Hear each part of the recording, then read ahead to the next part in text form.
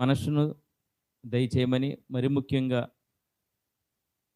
మీ యొక్క ఆత్మ సహాయాన్ని దయచేయమని వేడుకుంటూ, ప్రభువైన యేసుక్రీస్తు వారి నామం పేరట ప్రార్థనా మనవులు సమర్పించుకుంటున్నాం తండ్రి.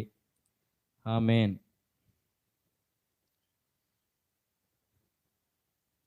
ప్రియమైన దేవుని పిల్లలారా, మనందరం కూడా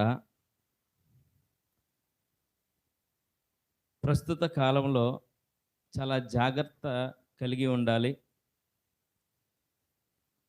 మనము అన్ని విషయాల్లో జాగ్రత్త తీసుకునే మనము, మన యొక్క క్రైస్తవ జీవితంలో కూడా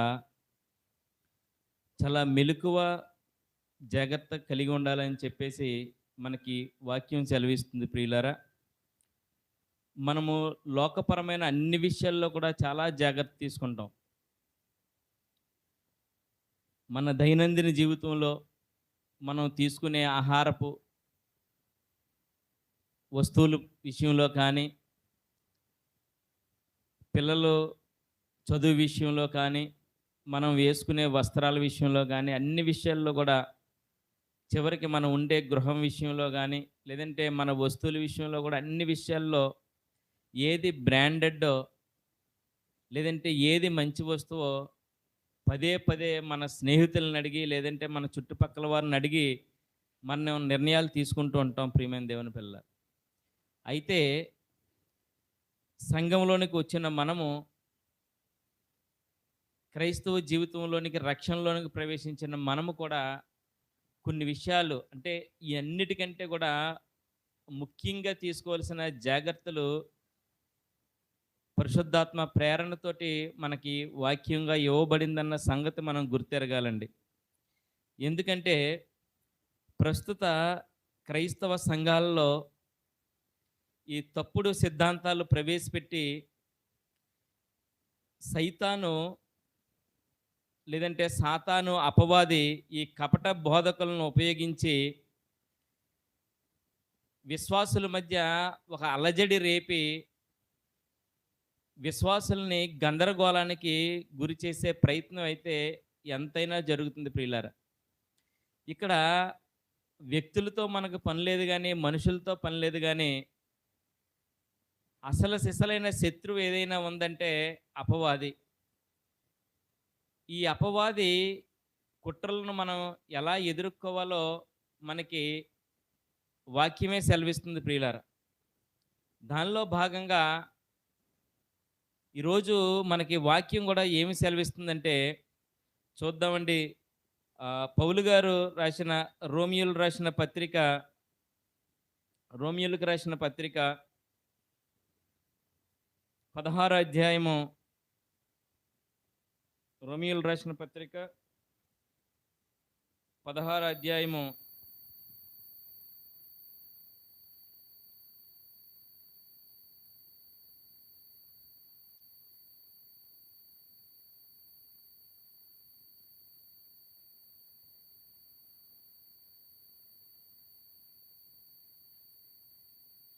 19వ వచనం అండి. 19వ వచనంలో మొదటి భాగం చదువుకుందాం. మీ విధేయత అందరికిని ప్రచురమైనది గనుక మిమ్మల్ని గూర్చి సంతోషించున్నాను. మీరు మేలు విషయమై జ్ఞానులను, కీడు విషయమై నిష్కాపటులనై ఉండవలనని కోరుచున్నాను అంటున్నారండి పౌలు గారు. అంటే మేలు విషయమై జ్ఞానము కలిగి మనం ఉండాలి. మేలు విషయమై జ్ఞానము కలిగి ఉండాలి. ఈ మేలు విషయమై జ్ఞానము కలిగి ఉండడం అంటే మనందరికీ అన్నిటికంటే పెద్దదైన మేలు ఏదైనా ఉందంటే అది నిత్య జీవాన్ని స్వతంత్రించుకోవడం అన్న సంగతి మనకు గుర్తుండాలి ప్రియులారా. మనం పరలోకాన్ని చేరుకోవడమే తండ్రైన దేవుడు మనందరికీ చేసే పెద్ద మేలు. ఆ మేలు పొందుకోవడానికే మన జీవితాలను మనం సరిచేసుకుని ఎప్పటికప్పుడు మన పాపాలను ఒప్పుకొని నిష్కపటులుగా, అంటే ఎటువంటి కపటం లేని వారిగా జీవించాలన్నది ఆయన ఆశ ప్రియమైన దేవుని పిల్లలారా. దీనిలో భాగంగా ఎప్పటికప్పుడు మనము ఎవరైతే ఈ కలవరపరుస్తున్నారో సమాజాన్ని, లేదంటే సంఘాలని, వీటిల గురించి మనం మెలకువ కలిగి ఉండాలని ఎప్పటికప్పుడు పౌలు గారు సెలవిస్తున్నారు ప్రియులారా. దానికంటే ముందు మరొక్క వచన భాగాన్ని కూడా మనం గుర్తు చేసుకుందామండి. కొరింథీయులు రాసిన మొదటి పత్రిక, కొరింథీయులు రాసిన మొదటి పత్రిక రెండో అధ్యాయము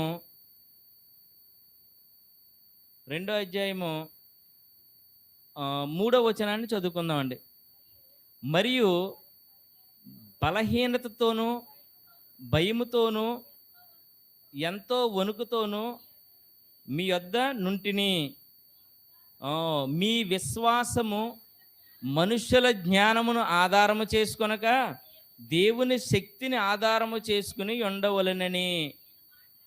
నేను మాట్లాడినను, సువార్త ప్రకటించినను, జ్ఞానయుక్తమైన తీయని మాటలను వినియోగింపక పరిశుద్ధాత్మయు దేవుని శక్తియు కనపరుచు దృష్టాంతములనే వినియోగించి తిని అంటున్నారు పౌలు గారు. ఈ వాక్యాన్ని మనం జ్ఞాపకం చేసుకోవడానికి ముఖ్యమైన విషయం ఏంటంటే ప్రియులరా, ఎప్పటికప్పుడు మనం సువార్త ప్రకటించిన ఏది అయినా సరే మనుషుల జ్ఞానాన్ని మనం ఆధారం చేసుకోకూడదు. ఈ మనుషుల జ్ఞానాన్ని ఆధారం చేసుకొనక జ్ఞానయుక్తమైన, ఇంకోటి ఏంటంటే తీయని మాటలను వినియోగింపక, ఎప్పుడు కూడా తీయని మాటల గురించి లేదంటే మనల్ని పొగిడే మాటల గురించి మనం ఆశించకూడదు ప్రియులరా.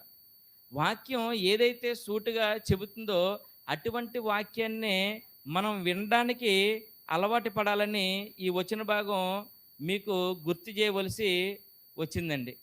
అయితే ఇదే కొరింథీయులు రాసిన రెండో పత్రికలో కూడా పౌలు గారు ఒక మాట గుర్తు చేస్తారు. దాన్ని కూడా జ్ఞాపకం చేసుకుందాం. 11వ అధ్యాయం మీ అందరికీ తెలిసిన భాగమే అది. 11వ అధ్యాయము 13 నుంచి మనం ఆలోచన చేస్తే, ఏలయనగా అట్టివారు క్రీస్తేసు యొక్క అపోస్తుల వేషము ధరించుకుని వారై ఉండి దొంగ అపోస్తులను మోసగాండ్రు పనివారే ఉన్నారు. ఇది ఆశ్చర్యము కాదు, సాతాను తానే వెలుగుదూత వేషము ధరించుకునిచున్నాడు గనుక వాని పరిచారకులను నీతి పరిచారకుల వేషం ధరించుకుంటే గొప్ప సంగతి కాదు, వాని క్రియలు చొప్పున వారికి అంతము కలుగును అంటున్నాడండి. ఎప్పుడు కూడా సంఘములలోకి, అనగా ఈ సంఘం అనే కాదు ప్రియులారా, ఈ దేవుని యొక్క సార్వత్రిక సంఘములో అనేకమైన వాక్య భాగాలు మనం వింటున్నాం. పెరిగిన టెక్నాలజీ పరంగా యూట్యూబుల్లో కానీ రకరకాల ఈ మీడియా ద్వారా మనం అనేక వాక్య భాగాలు వింటున్నాం. ఈ వినే వాక్య భాగాల్లో ఏది వాక్యానుసారము, ఏది వాక్యానుసారముగా లేదు అన్నది విశ్వాసులైనా మనం ఎప్పటికప్పుడు గ్రహించుకోవాలని వాక్యం సెలవిస్తుంది. అందుకే మీకు మొదటగా మేలు విషయమై జ్ఞానులుగా ఉండమన్నాడు ఆయన. మేలు విషయమై జ్ఞానులుగా ఉండడం అంటే మనముగా ఆలోచించుకోవాల్సిన అవసరత ఎంతైనా ఉందండి. ఎందుకు ఈ సందర్భంలో ఇలా చెప్తున్నానంటే, ఎప్పటికప్పుడు అబద్ధపు బోధకులు సమాజంలో ఎక్కువైపోతున్నారు ప్రియులారా. ఏదైతే వాక్యం ఉందో వాక్యాన్ని పక్కన పెట్టేసి సొంత మాటలు చెప్పుకుంటూ, మనుషులకు తీయని మాటలు చెప్పుకుంటూ, వాళ్ళకు అనుకూలమైన బోధలు చేస్తూ మనుషుల్ని పరలోకములోకి నడిపించడం కంటే కూడా వాళ్ళ స్వలాభంగా వాళ్ళకు అనుకూలంగా మార్చుకుని మనుషులు కూడా, విశ్వాసులు కూడా, అంటే ఆ సంఘాల్లో ప్రవేశించేవారు కూడా ఎలా ఉంటున్నారంటే ప్రియులరా, వాక్యాన్ని పక్కన పెట్టేస్తున్నారు.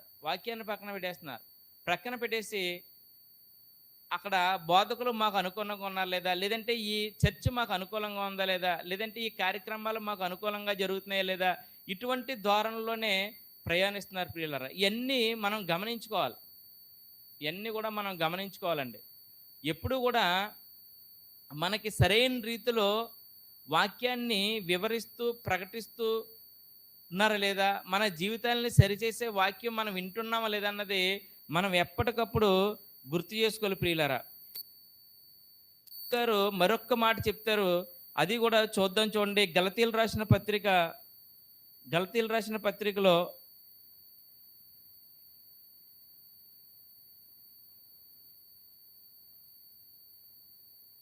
గలతీయులు రాసిన పత్రిక చూద్దామండి. పత్రిక గలతీ పత్రిక మొదటి అధ్యాయము ముందు 6వ వచనం చదువుకుని, క్రీస్తు కృపను బట్టి మిమ్మును పిలిచిన వాడిని విడిచి భిన్నమైన సువార్త తట్టుకు మీరింత త్వరగా తిరిగిపోవట చూడగా నాకు ఆశ్చర్యం అవుతున్నది అంటున్నాడండి. భిన్నమైన సువార్త తట్టుకు తిరగగా నాకు ఆశ్చర్యం అవుతుంది అని చెప్పేసి 8వ వచనంలో కూడా, మేము మీకు ప్రకటించిన సువార్తను గాక మరి యొక్క సువార్తను మేమేమైనా పరలోకము నుండి వచ్చిన ఒక దూత అతడు శాపగ్రస్తుడగును అంటున్నాడు. అంటే ఈ సందర్భం అంతా మీకు తెలుసు ప్రియులారా. పౌలు గారు మొదటి ప్రయాణంలోని సత్య సువార్తను ప్రకటించుకుంటూ వెళ్ళారు. ఆయన మరలా రెండో ప్రయాణం వచ్చేసరికి అప్పుడే అక్కడ భిన్నమైన సువార్త వచ్చేసింది. భిన్నమైన సువార్త వచ్చేసింది. పౌలు గారు ఆ విషయమై చాలా ఫీల్ అవుతూ వాళ్ళకి మరొకసారి వాళ్ళకి గుర్తు చేస్తున్నారన్నమాట అండి. మరొకసారి గుర్తు చేస్తున్నారు, మేము ప్రకటించిన సువార్తను గాక మరి యొక్క సువార్తను మేమేమైనా వచ్చామా, మరి యొక్క సువార్త తట్టు మీరు ఎందుకు తిరిగిపోయారని గలతీల్ని ఉద్దేశించి చాలా బాధతో మాట్లాడుతున్నట్టుగా మనకు కనబడుద్ది ప్రియులరా. చాలా బాధతో మాట్లాడినట్టుగా మనకు కనబడుద్ది. అందుకే అదే గలతీలు రాసిన పత్రికలో చూడండి, మీకోసం చూడొద్దు కానీ మీకోసం నేను ప్రసవ వేదన పడ్డాను అంటే, మిమ్మల్ని ఇలా మార్చడం కోసం నేను ఎంతో వేదన పడ్డాను అని పౌలు గారు ఎంతో బాధపడుతూ చెప్పిన సందర్భాలు ఉంటాయి. చూడండి, ఇంకా కొన్ని వచనాలు చూద్దాం, మనకి విషయం బాగా అర్థమవుద్ది. కొలస్సీలు రాసిన పత్రికలో కూడా, కొలస్సీలు రాసిన పత్రిక 2వ అధ్యాయము 8వ వచనాన్ని కూడా చూస్తే, ఆయనను అనుసరింపక మనుషుల పారంపర్యాచారమును అనగా ఈలోక సంబంధమైన మూలపాఠములను అనుసరించి మోసకరమైన నిరర్ధక తత్వజ్ఞానము చేత మిమ్మల్ని చెరపట్టుకుని పోవువాడు ఎవడైనా ఉండునేమో అని జాగ్రత్తగా ఉండుడి అంటున్నాడండి. జాగ్రత్తగా ఉండుడి అంటే సిద్ధాంతపరమైన అంశాలు తీసుకొచ్చి, ఇది నాకు పరలోకము నుండి దేవుడు తెలిపిన జ్ఞానము, ఈ మనకు అందించిన ఈ సత్య సువార్త అనగా ఈ 66 పుస్తకాల్లో ఉన్న మాటలు కాకుండా వేరేక మాటలు నేను ఒక పరిశుద్ధాత్మ శక్తి వరంతో సంపాదించుకున్నాను, ఇది నాకు అనుగ్రహించారని ఈ తత్వపరమైన మాటలతోటి ఎవడైనా మిమ్మల్ని ఏమంటున్నాడండి, మిమ్మల్ని చెరపెట్టుకుని పోవువాడు ఎవడైనా ఉండునేమో, జాగ్రత్తగా ఉండుడి అంటున్నాడండి. జాగ్రత్తగా ఉండుడి అంటున్నాడు.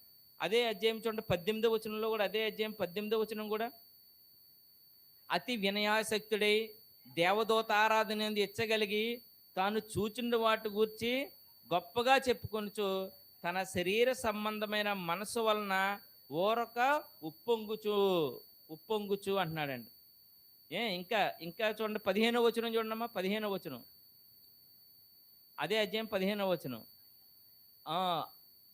ఆయన మీతో 15వ వచనం అమ్మ, ఆయన మీతో కూడా మిమ్మును జీవింపజేసిన ఆయన ప్రధానులు అధికారులను నిరపరాధులుగా చేసి శిలువ చేత జయోత్సవంతో వారిని పట్టి తెచ్చి బాహాటంగా వేడుకకు కనపరుచును అంటున్నాడు. అంటే ఈ విషయాలన్నీ మనం ఆలోచన చేసినప్పుడు ప్రియులరా, అబద్ధపు బోధకులు ఆ రోజే ప్రారంభ శతాబ్దంలోనే తయారైపోయారు అన్నమాట.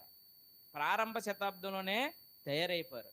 ఒక విధంగా చెప్పాలంటే ప్రియమైన దేవుని పిల్లలరా, పౌలు గారు ఆయన లోకపరమైన జ్ఞానం నుంచి, అంటే క్రైస్తవుల్ని హింసించిన జ్ఞానం నుంచి వచ్చిన ఆయన సర్వసత్యాన్ని సరైన క్రమంలో బోధిస్తూ ఉంటే, ఆల్రెడీ మాకు ధర్మశాస్త్రము తెలుసు, మేము ఎప్పటి నుంచో మా తాత ముత్తాతలు అనగా పితరులు నమ్మిన దేవుణ్ణి మేము నమ్ముకుంటూ వచ్చాము అని చెప్పే యూదులు వాళ్ళని కలవరపరుస్తున్నారన్నమాట.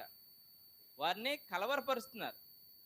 ఈ విషయం మనం జాగ్రత్తగా అర్థం చేసుకుంటే ప్రియులరా, చూడండి, ప్రజెంట్ సమాజంలో కూడా మనం ఆలోచన చేస్తే, ఎప్పటి నుంచో మా తాతయ్య గారు పెద్ద పాస్టర్ గారండి, లేదంటే మా మా మా మేము ఎప్పుడూ కూడా చిన్నప్పటి నుంచి కూడా పుట్టికి క్రైస్తవులు అని చెప్పుకుంటారు, కానీ వాక్యానుసారంగా జీవించరు.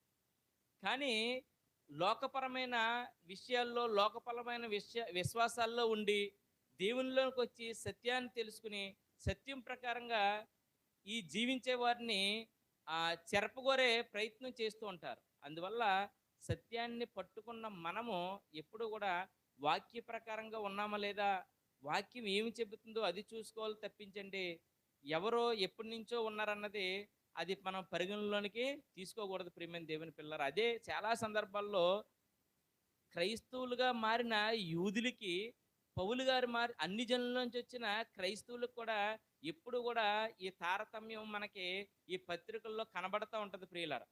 అందుకే ముందు వారం మనం చెప్పుకున్నప్పుడు కూడా చెప్పాం, పౌలు గారు ఆ కేపా మీద కానీ లేదంటే బర్నబాతో కూడా హెచ్చరించిన సందర్భం కూడా మనం గుర్తు తెచ్చుకున్నాం. ఏంటంటే ఈ సంగతులన్నీ మనం గుర్తెరగాలి. ఎటువంటి వాక్యంలో మనం ఉన్నవన్నది మనం గుర్తెరగాలి ప్రియమైన దేవుని పిల్లరా. మీకు ఒక విషయం స్పష్టంగా చెప్తున్నానండి. మొన్న ఒక భక్తుడు, అంటే ఈ మధ్య కాలంలోనే మరణించారు, ఆయన మంచి సువార్త సేవకుడు. ఆయన ఒక మాట తెలియజేశారండి. యేసుప్రభు వారి యొక్క గొప్పతనాన్ని తెలియజేస్తూ ఒక మాట తెలియజేశారు. ఇప్పుడు ధర్మశాస్త్రము ఒక థర్మామీటర్ లాంటిది. మీరే వినే ఉంటారు, ఒక థర్మామీటర్ లాంటిది. థర్మామీటరు జ్వరం వచ్చిన వాళ్ళకి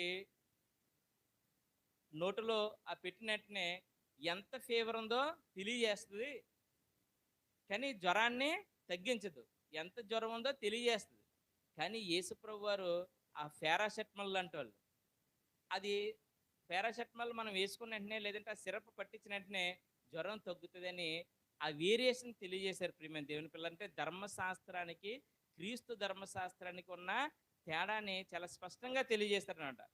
ధర్మశాస్త్రము మనిషి యొక్క పాపాన్ని ఎత్తి చూపుతుంది, కానీ పాపాన్ని తీసే శక్తి లేదు. కానీ యేసుప్రభు వారికి పాపాన్ని తీసే శక్తి ఉంది. ఈ సంగతులన్నీ మనం గమనించుకుంటూ ఉండాలి. అంటే మనం ఎటువంటి బోధలో ఉన్నాం, మనకు బోధించేవారు ఎటువంటి బోధలు చేస్తున్నారు అన్నది సమాజంలో ఎంతైనా అవసరం ప్రియులారా, ఎంతైనా అవసరం. ఇప్పుడు ఒక విశ్వాసికి నువ్వు ఎల్లప్పుడూ దేవుని యందు విశ్వాసం ఉండాలి. ఎందుకంటే నీ హృదయమే దేవుని ఆలయం. నువ్వు ఇంటి దగ్గరున్నా, సంఘంలోనికి వచ్చినా, నువ్వు ఉద్యోగరీత్యా ఎక్కడున్నా సరే నీతిగా బతకాలి. అది యేసుప్రభు వారు కోరుకుంటున్నారు. ధర్మశాస్త్రానుసారంగా అదే విశ్వాసాన్ని మనకి బోధ చేస్తే ఎలా ఉంటుందంటే, నువ్వు ప్రతి ఆదివారం రావాలి, ప్రతి కూటానికి అటెండ్ అవ్వాలి, నువ్వు క్రమం తప్పకుండా దేవునికి కానుకలు ఇవ్వాలి. ఈ బోధ ఇలా ఉంటుంది ప్రియులారా. అంటే రెండు బోధలకి ఆ వ్యత్యాసం మీరు గమనించండి. ఏది కపటమైన బోధ, ఏది మనిషిని మార్చే బోధ మనం తెలుసుకోవాలి ఈ సమాజంలో. నువ్వు నీతిగా ఉండు, ఎక్కడున్నా నీతిగా జీవించు, పాపాన్ని నీకు అంటనివ్వకు.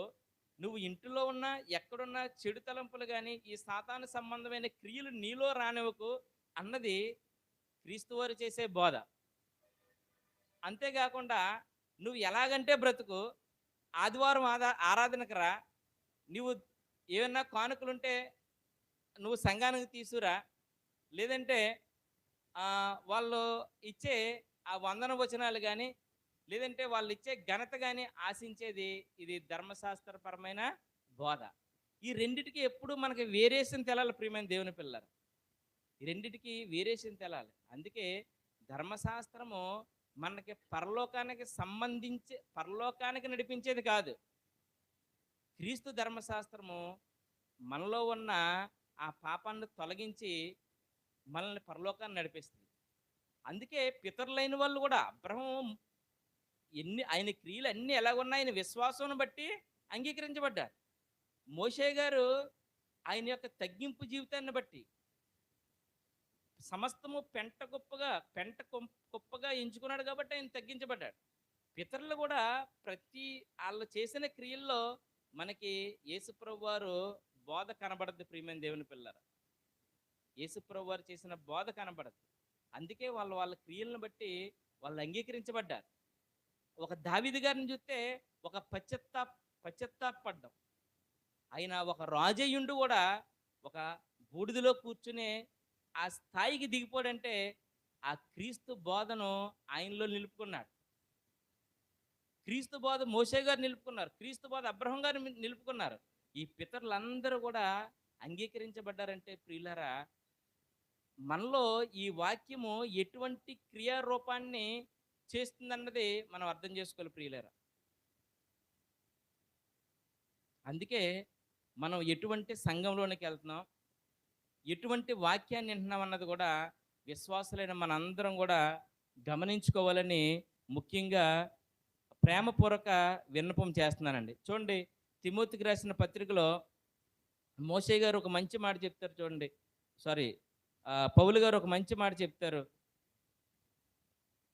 ఒక మంచి మాట చెప్తారు చూడండి. తిమోతికి రాసిన మొదటి పత్రిక 4వ అధ్యాయము 7వ వచనం చూడండమ్మా. అపవిత్రములైన ముసలమ్మ ముచ్చటలను విసర్జించి దేవభక్తి విషయములో నీకు నీవే సాధకము చేసుకునుము. ఇది అండర్లైన్ చేసుకోవాలి మనం. నీకు నీవే సాధకము చేసుకునుము అంటే ఎవరో మనల్ని రక్షించరండి.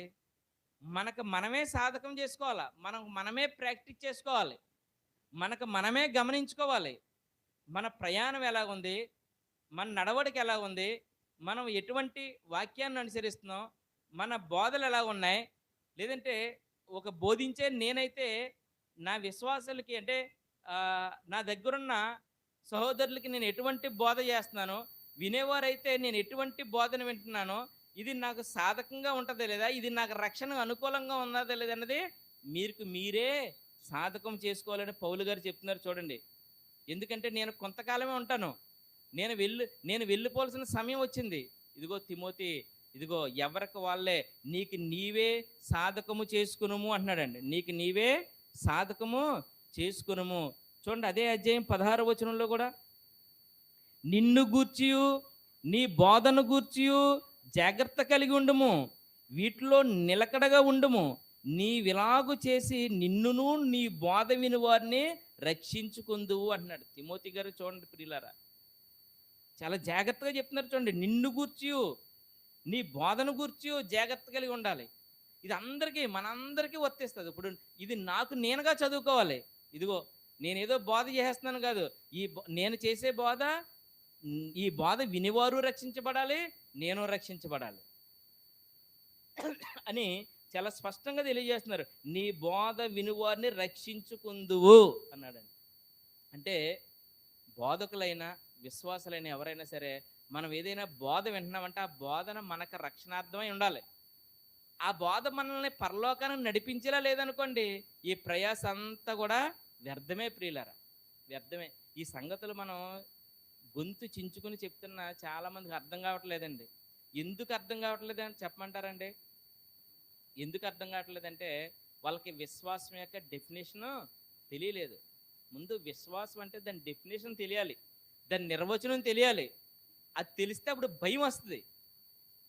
మేము విశ్వాసులు అని చెప్పుకోవడం కాదు, విశ్వాసం యొక్క నిర్వచనం మనకి స్పష్టంగా తెలియాలి. అది తెలిసిన దాన్ని మనం అంగీకరించి నమ్మాలి ప్రియులారా. చూడండి, ఒకసారి ఈ సందర్భంలో విశ్వాసం అని వచ్చింది కాబట్టి మీ అందరికీ తెలిసిన వాక్యభావం ఒకటి గుర్తు చేస్తాను. ఎబ్రిల్ రాసిన పత్రిక 11వ అధ్యాయము, ఎబ్రిల్ రాసిన పత్రిక 11వ అధ్యాయము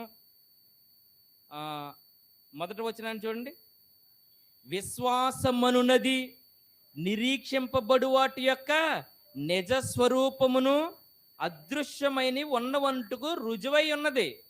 అసలు నేను విశ్వాసిని అని మనం చెప్పుకున్నామంటే అదృశ్యమని ఉన్నవంటుకు రుజువై ఉన్నది. అదృశ్యమైనవి ఉన్నాయని నమ్మాలి నువ్వు, అది ముఖ్యం.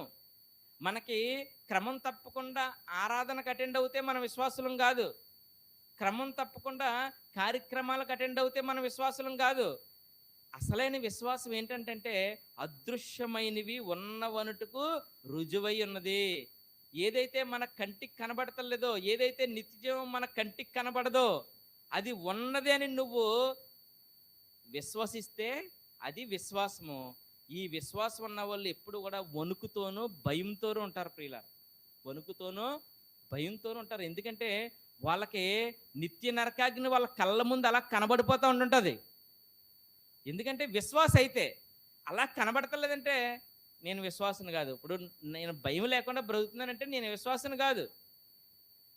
నేను భయం లేకుండా బతుకుతున్నానంటే నేను విశ్వాసం కాదు.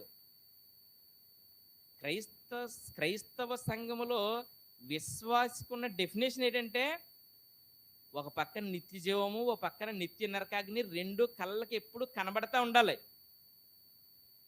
కంటికి ముందు అలా కనబడతా ఉండాలి. ఈ క్షణమే ఒకవేళ నా ప్రాణం పోతే ఇట నా మార్గం ఇట. ఇది ఎప్పుడైతే నువ్వు ఇంకా నీ హృదయపూర్వకంగా నమ్మవో, ఎప్పుడు కూడా నువ్వు భయంతో బ్రతుకుతావు. ఇంకెప్పుడు పాపం చెంతకే వెళ్ళవు. అదే చెప్తున్నాడు ఆయన హెబ్రీయుల పత్రికలో, విశ్వాసం అనేది అదృశ్యమైన వాటి యొక్క ఉన్నవనుటకు రుజువై ఉన్నదంట. మరి మనం అప్పుడు మనకు మనంగా టెస్ట్ చేసుకోవాలి.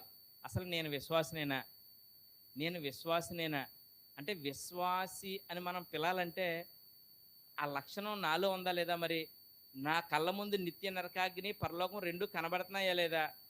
అదృశ్యమైనవి ఉన్నవంటుకు రుజువై ఉంది కదా విశ్వాసి అంటే అని మనం వాక్యం ద్వారా ఎప్పటికప్పుడు మనం ప్రశ్నించుకోవాలి. ప్రియమైన దేవుని పిల్లలారా, మనం ప్రశ్నించుకోవాలండి. ఈ సంగతులన్నీ కూడా మనం గుర్తెరగాల ప్రియమైన దేవుని పిల్లలారా. ఎందుకంటే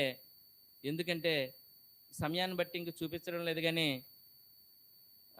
ఇంకా చివరిగా కొన్ని మాటలు మనం చూసుకుని మనం ముందుకెళ్దాం ప్రియులరా. మొదటి యోహాను గారు రాసిన మొదటి పత్రిక 2వ అధ్యాయము 18వ వచనం. చిన్నపిల్లలారా, ఇది కడవరి గడియ, క్రీస్తు విరోధి వచ్చినని వింటిరి కదా. ఇప్పుడు అనేకులైన క్రీస్తు విరోధులు బయలుదేరి ఉన్నారు. ఇది కడవరి గడి అని దీని చేత తెలుసుకొనిచున్నాము. అంటే కడవరి గడియలో క్రీస్తు విరోధులు వస్తారట. మనకి కడవరి గడి అని తెలడానికి క్రీస్తు విరోధులు మన కంటికి కనబడతా ఉంటుంటారు. మరి ఎలా సార్ ఈ క్రీస్తు విరోధి మనకి ఎలా తెలుస్తాడు అని మనకు ఒక ప్రశ్న గనక మన మదిలో వస్తే దానికి ఆన్సర్ కింద చెప్తున్నారు చూడండి. వారు మనలో నుండి బయలు వెళ్ళిరి కానీ వారు మన సంబంధులు కారు. వాళ్ళు ఎక్కడుంటారంటే, క్రీస్తు విరోధులు ఎక్కడి నుంచో బయట నుంచి రారండి, సంఘాల్లోంచే బయలుదేరతారనమాట. ఈ యొక్క దేవుని యొక్క ఈ సార్వత్రిక సంఘము క్రీస్తు సంఘాల్లోంచే వీళ్ళు బయలుదేరుతూ ఉంటారంట. వెళ్ళి ఏం చేస్తారంట చూడండి. బయలు వెళ్ళిరు కానీ వారు మన సంబంధులు కారు. వారు మన సంబంధులైతే మనతో కూడా నిలిచి ఉందురు. అయితే వారందరూ మన సంబంధులు కారని ప్రత్యక్షపరచబడినట్లు వారు బయలు వెళ్ళిరి.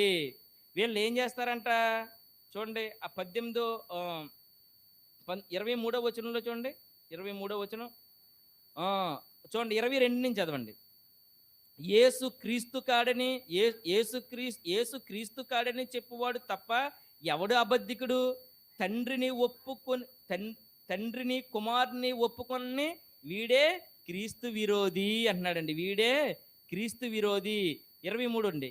కుమారుణ్ణి ఒప్పుకున్న ప్రతివాడును తండ్రిని అంగీకరించువాడు కాడు. కుమారుని ఒప్పుకున్నవాడు తండ్రిని కూడా అంగీకరించువాడు అంటున్నాడండి. అంటే ఇదిగో ఇలాంటి వాళ్ళు ఎలాంటిది ఎత్తారంటే, ఇగో తండ్రి కుమారుడు, లేదంటే కుమారుడు తండ్రి, ఇలాంటి సిద్ధాంతపరమైన వాక్య భాగాలన్నీ సంఘాల్లో తెచ్చి విశ్వాసాలని కలవరపరుస్తారంటే, ఇగో వీళ్ళనే క్రీస్తు విరోధులని వాక్యం స్పష్టంగా తెలివిస్తుంది. అండి తండ్రి స్పష్టంగా ఉన్నాడు, ఇదిగో నా కుమారుడని. కుమారుడు కూడా స్పష్టంగా ఉన్నాడు, నేను చెప్పినదంతా నా తండ్రి యొద్ద నేర్చుకునే మీకు తెలియజేస్తున్నానని.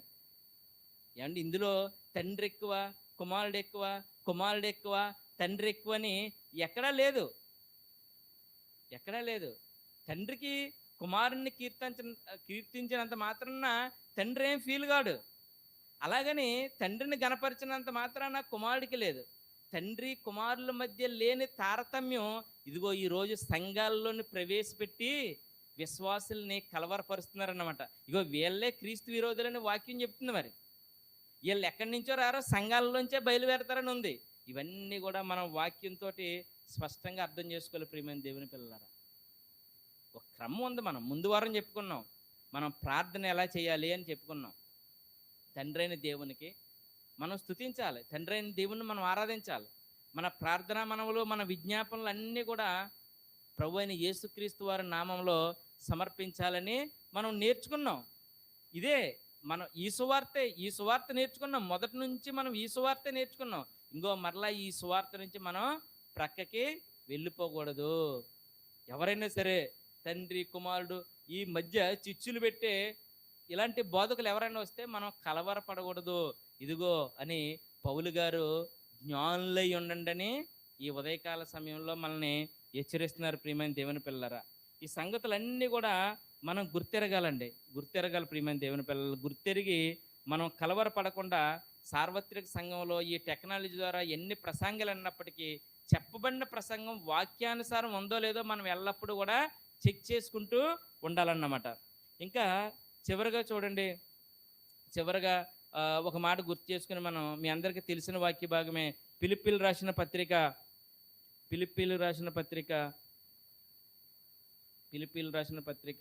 3వ అధ్యాయము 18వ వచన భాగాన్ని చదువుకుని ముగించుకుందామండి.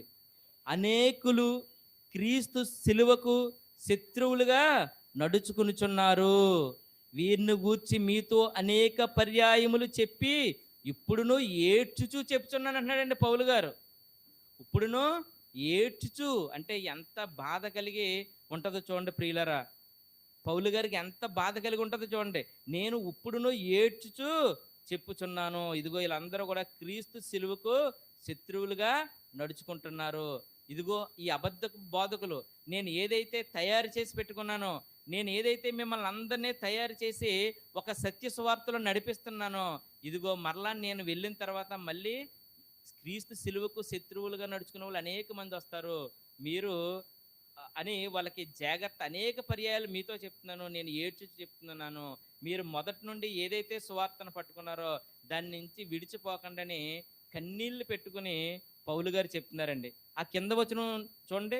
నాశనమే వారి అంతము, వారి కడుపే వారి దేవుడు, వారు తాము సిగ్గుపడవలసిన సంగతులు యందు అతిశయపడుచున్నారు, భూ సంబంధమైన వాటి యందే మనసుంచున్నారు అంటున్నాడండి. వారి కడుపే వారి దేవుడు అంటున్నాడండి. కడుపు అంటే కడుపు గురించి ఆలోచన చేస్తే ప్రియులారా, కడుపే వారి దేవుడు అంటే అర్థం ఏంటంటే, ఈ కడుపు అనేది లోక సంబంధమైనది. ఈ లోక సంబంధమైన అర్థాన్ని ఇస్తుంది. ఇప్పుడు చూడండి, చాలామంది ఎవరైనా లంచం తీసుకుని దొరికిపోరనుకోండి, ఏమంటామండి? లోకంలో పదం ఏమంటాం? వాడిది కడుపా సెరువా అంటాం. కొన్ని కోట్లు లంచం తీసి దొరికిపోవడానికి తినేసాడు అనుకో, నువ్వు కడుపా సెరువాన్ని ఎందుకంటున్నావు అంటే ఆ పదాలకు వాడుతా ఉన్నమాట అండి. అంటే ఈ కడుపు అనేది ఆశకి అంటే ఈ లోక సంబంధంలో ఎన్ని సంవత్సరాలు మనం బతికేస్తాం? బాగా బతికితే ఒక 60, లేదంటే మన సంతోషం కొరకు ఒక 70 వేసుకున్నా మన సంతోషం. కానీ 100 సంవత్సరాలన్నా సరే చాలా అల్పకాలం అండి. ఈ ప్రకృతిలో ఉన్న వస్తువుల జీవితకాలాన్ని మనం పరిశీలన చేస్తే మన మనిషి జీవితకాలం చాలా అల్పము. ఏంటి చెట్లు బ్రతుకుతున్నాయండి కొన్ని 100 సంవత్సరాలు, 1000 సంవత్సరాలు. మీరు పేపర్లో అది న్యూస్లో చూస్తుంటారు. ఇది 3000 సంవత్సరాల నుంచి ఉన్న వృక్షము, లేదంటే 200 సంవత్సరాల నుంచి ఉన్న వృక్షము. మన కళ్ళ ముందున్న తాబేలు బతుకుతుందండి ఎక్కువ సంవత్సరాలు.